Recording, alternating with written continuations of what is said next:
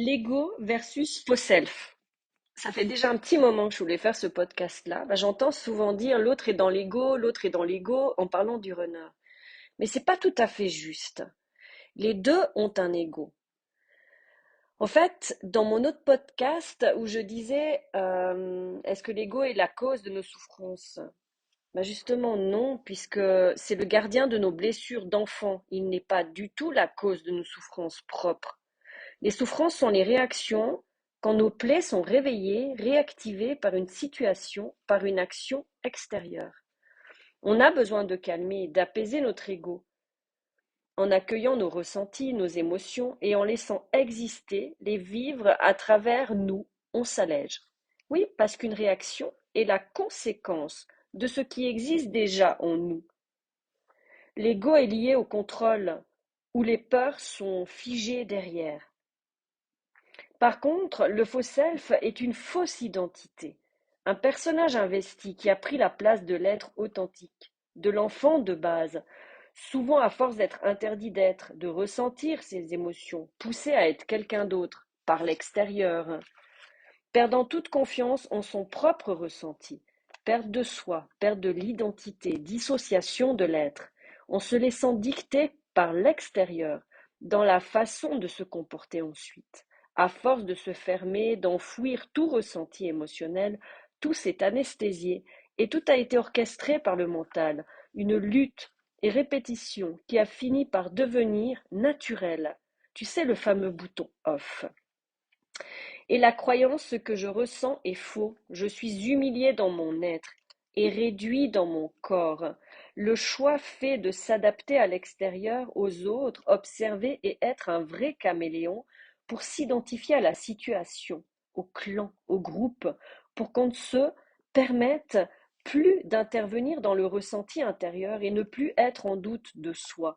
Recherche d'être reconnu à travers les autres. Donc, de se servir des autres pour s'aligner à ce qu'ils pensent, disent, puisqu'enfant cela a été bridé par l'extérieur ou pour toute autre raison, hein, amenant une perte de confiance en son ressenti, en son corps, en ce qui est vraiment, créant une insécurité permanente.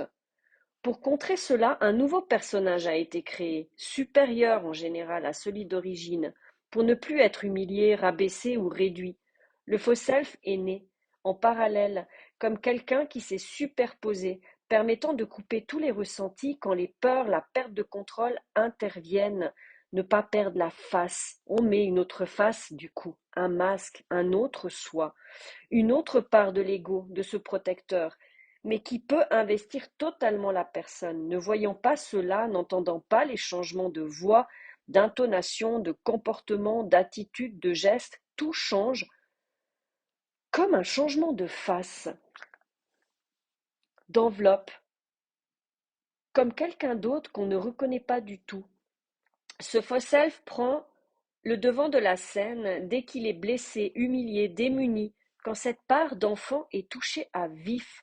Ne sachant pas gérer cela, ce personnage prend les devants pour sauver cette part qui perd la face, qui ne sait pas gérer, se sentant en danger, comme une sensation de chute dans le vide, le néant, le trou noir, le déni, capable de faire des choses, dire des choses incohérentes, et souvent à l'encontre de ce qui est ressenti dans le cœur vraiment, créant un monde, une vie en interface, se liant d'amitié avec des personnes totalement à l'inverse du vrai soi, ou d'amour, une vie illusoire dans la réalité, comparée au chaser qui a mis sa réalité sous cloche, sans vivre sa vie, une projection souhaitée, rêvée, remplie d'attentes et de contrôle.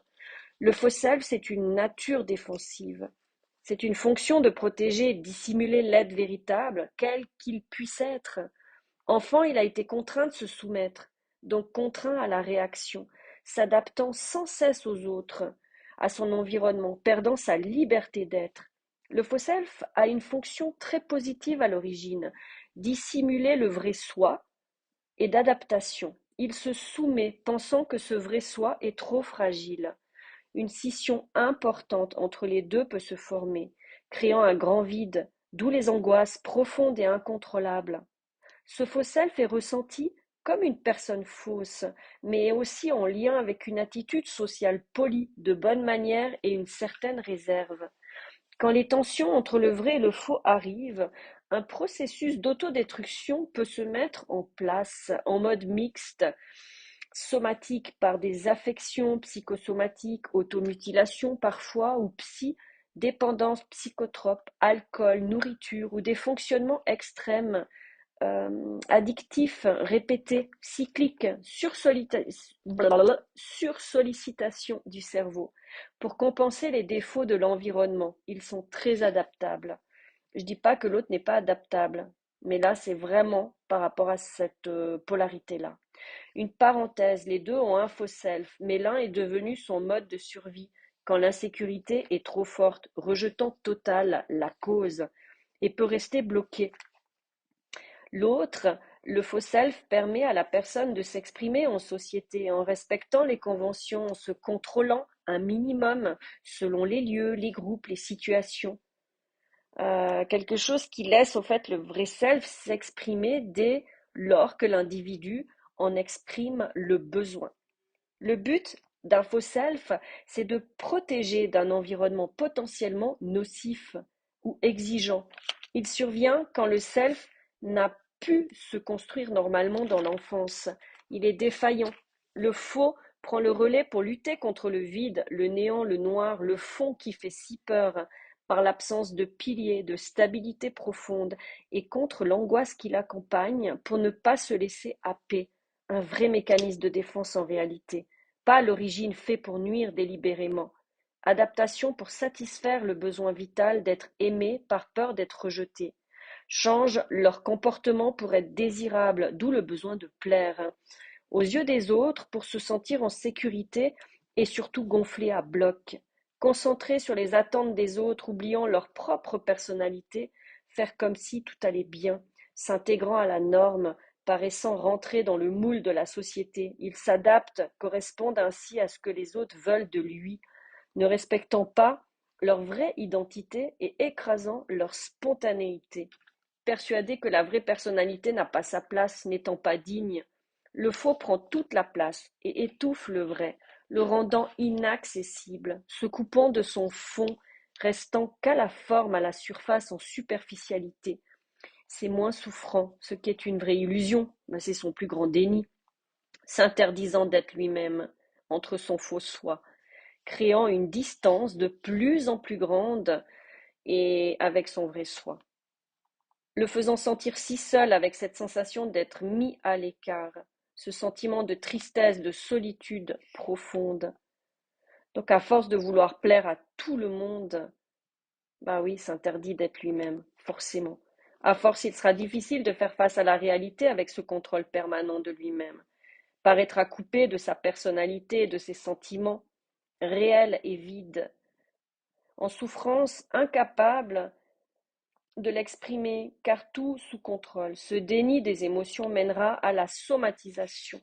L'angoisse, la honte, la dépression, la culpabilité, l'hyperactivité, les extrêmes, la susceptibilité, l'absence, la colère envers soi, souvent plus, l'agressivité parfois et la solitude.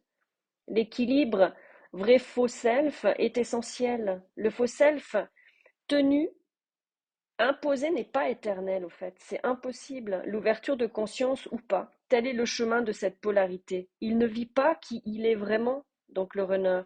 Et le chaser, lui, ne vit pas sa vie vraiment. Chacun son chemin, chacun ses prises de conscience. Les deux ont un ego, au fait. Donc les deux ont un contrôle, les deux ont des peurs. Un est suradapté et l'autre est en survie. Un vrai retour à soi de chacun.